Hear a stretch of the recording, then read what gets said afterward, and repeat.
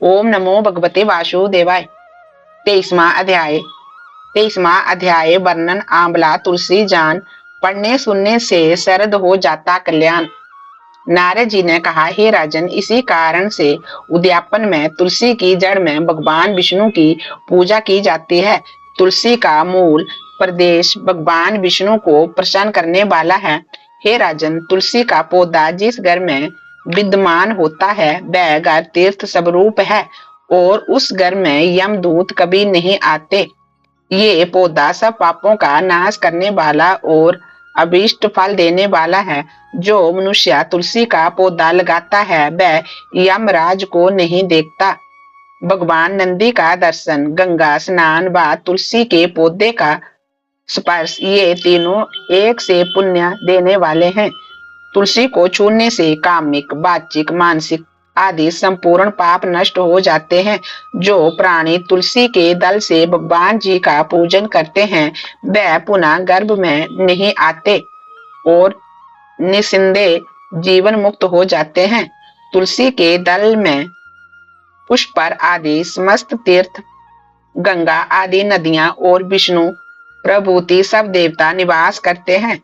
तुलसी के पौधे के पास जो अपना प्राण विसर्जन करता है वह चाहे कितना बड़ा पापी क्यों ना हो, उसे यमराज नहीं देख सकते।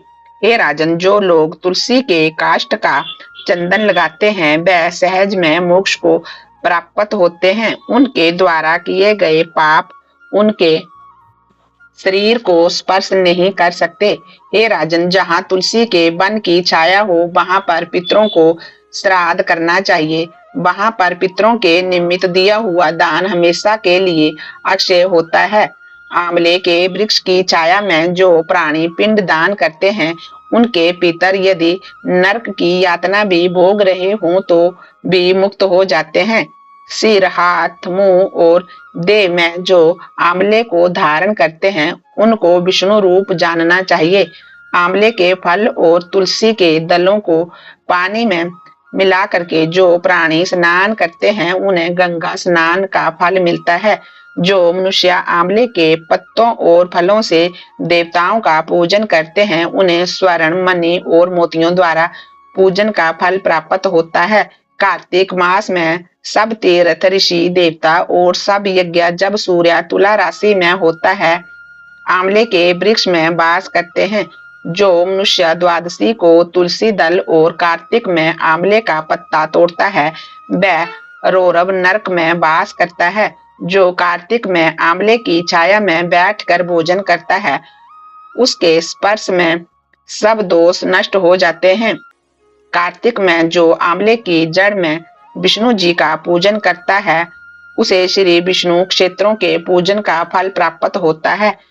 आंवले तथा तुलसी की महत्ता का वर्णन करने में श्री ब्रह्मा जी भी असमर्थ है, इसलिए दात्री और तुलसी जी की जन्म कथा सुनने से मनुष्य अपने वंश सहित भक्ति को प्राप्त होता है। बोलिए तुलसी माता की जय।